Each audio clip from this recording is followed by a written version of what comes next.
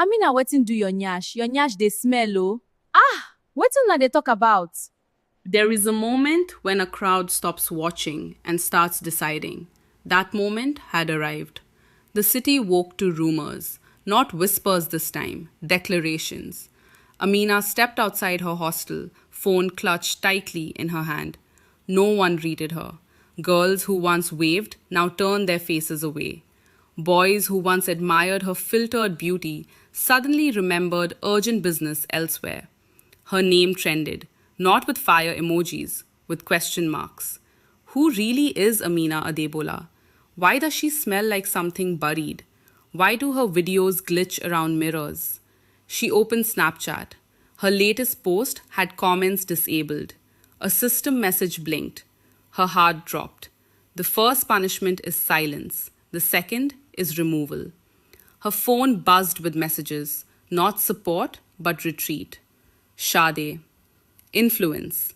Babe, I love you, but my management says I should step back for now. Glow by Tommy. People are saying strange things. Let's talk later, okay? Later, Amina laughed weakly. Later had already expired. That afternoon, flyers appeared, not printed, projected, on walls, on screens, on bus stops. A single message. The river will sit in judgment. Sunset, Omiara Shrine. Amina's legs gave way. She knew the name. Everyone did. Omiara was not a river for bathing. It was a river for truth. For the first time, the Velvet Circle called her. Not text, a voice. Smooth, cold, annoyed. You were not supposed to attract attention. Amina sobbed. They're calling me to the river. A pause. Then, if you go, the voice said carefully, we will not protect you. Protect me from what? She screamed. The voice lowered. From being returned. The call ended. The countdown burned brighter. 00060000. At sunset, the city gathered, not in chaos, in order. Elders arrived first, women in white wrappers, men with staffs and quiet authority. Then the crowd. Phones raised. Lives started. But the signal around the river flickered. Faces blurred. Filters failed. Sacred places do not like being recorded. Amina was brought forward. She looked small. No makeup could save her now. Her reflection in the river surfaced. Not water, memory. The elder from the university gate stood. His voice carried without shouting. A promise was made, he said. Beauty was borrowed. Time was ignored. The masquerade emerged from the trees, closer now, watching. The elder turned to Amina. Child, he said, who are you when nobody is looking? Amina opened her mouth. Nothing came out. The river rippled. Her Snapchat feed refreshed on its own. Her follower count dropped rapidly. Thousands gone. The ancestors do not delete accounts. They remove belief. The elder raised his staff. Confess, he said, or be claimed quietly. Amina looked at the crowd, at the cameras, at the river. Her phone buzzed one last time. At Velvet Circle. Final offer. Walk away now. She looked at the mirror she carried in her bag. It showed her true face. She screamed, I confess! The crowd gasped. The masquerade took one step forward. The river surged. The countdown hit. 0005, 59, 59.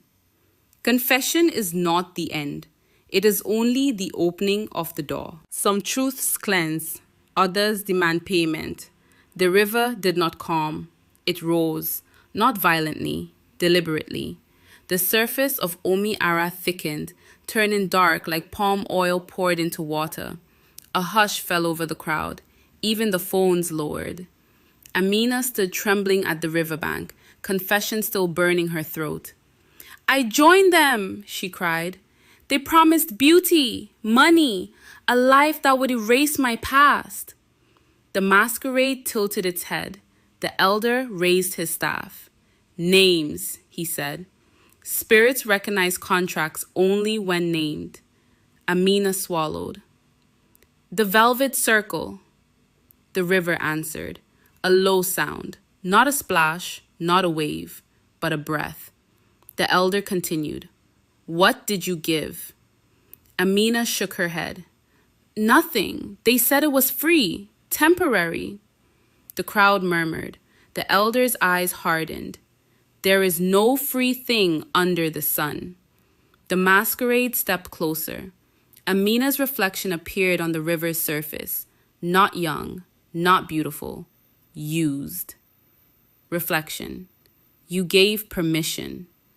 Her knees buckled. The elder turned to the people. Listen, he said. These ones do not create beauty. They harvest futures. Gasps rippled. Every filter hides a withdrawal. Every contract borrows from tomorrow. Amina screamed. My future? All of it? The elder nodded slowly. Years, fertility, memory, sometimes lineage. Her mother's face flashed in her mind, her unborn children. Her name continues, gone. No insults now, no laughter, only dread. Phones shook in hands, live streams cut out completely. The masquerade circled Amina. Each step thudded like a drumbeat in her chest. When spirits gather, the crowd remembers it is mortal. The elder planted his staff into the earth. There is one remedy, he said. Hope surged. What is it? Amina begged. Return what you borrowed, publicly. The river shimmered, and accept what remains. What remains? She whispered. The elder looked at her for a long time. Your real age, your real face, your real life. Amina sobbed. The masquerade extended its hand. Her phone vibrated violently. Her followers' count hit 0. Her account vanished. Digital death is still death to those who live there. Amina stepped forward. She removed her wig, her lashes, her designer clothes. Each item dissolved into dust as it touched the ground. The crowd watched in silence. Her skin changed, not monstrous, honest. Lines appeared, stretch marks of time that had been skipped. Her beauty did not disappear. It aged. The river receded. The masquerade stepped back, satisfied. The elder spoke softly now. You will live, he said, but you will be ordinary. Amina laughed weakly through tears. Ordinary is fine. The elder shook his head.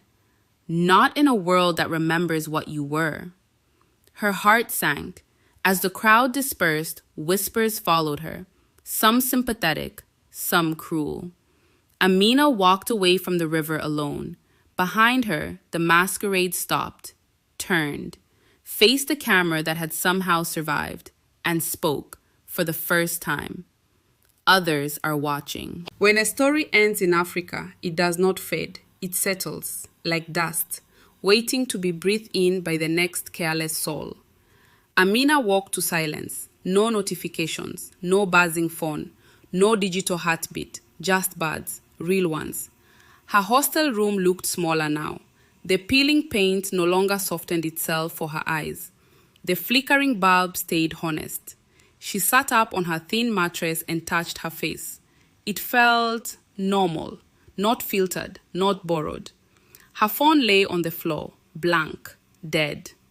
When borrowed light leaves, darkness does not rush in. Reality returns. Outside, the city had decided. Some people pitied her, most avoided her. A few laughed cruelly. See her now, someone whispered as she passed. That was the girl from Snapchat. She nodded when greeted, kept walking when mocked. Redemption, she learned quickly, does not restore applause.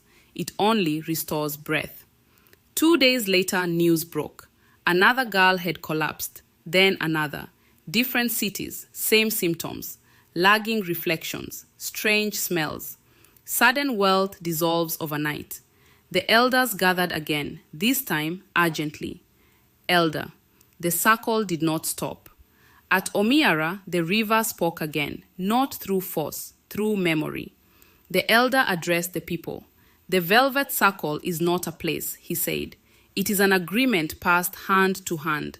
Gasps. They are recruiters, not rulers. Middlemen between impatience and consequence. Amina stepped forward. All eyes turned. I was not their first, she said softly, and I won't be their last. She lifted the mirror she had kept hidden, cracked now, useless to magic, but powerful. They feed on urgency, she continued, on the hunger to be seen before being known. The river rippled, approval. The masquerade appeared one last time, not threatening, final. It walked to the riverbank and removed its mask. Inside, nothing, only darkness. Some evils have no face because they borrow yours. The elder raised his staff. From today, he declared, any contract made for borrowed beauty will return double its cost. The ground trembled, not violently, officially. The masquerade stepped backward and dissolved into dust. The river went still. Weeks later, Amina stood before a small crowd. No cameras, no filters. She spoke to students, girls like she had been.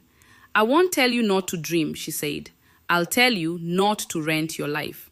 They listened, not because she was famous, because she was real. That night, Amina stood before a mirror. Her reflection matched her movements perfectly. No delay, no lie. She smiled. Outside, somewhere far away, a phone buzzed. A message opened on an unfamiliar screen. At Velvet Circle, are you ready to be seen? The screen cracked, went dark. Some stories are told to entertain. Others are told to warn. This one was told to remember.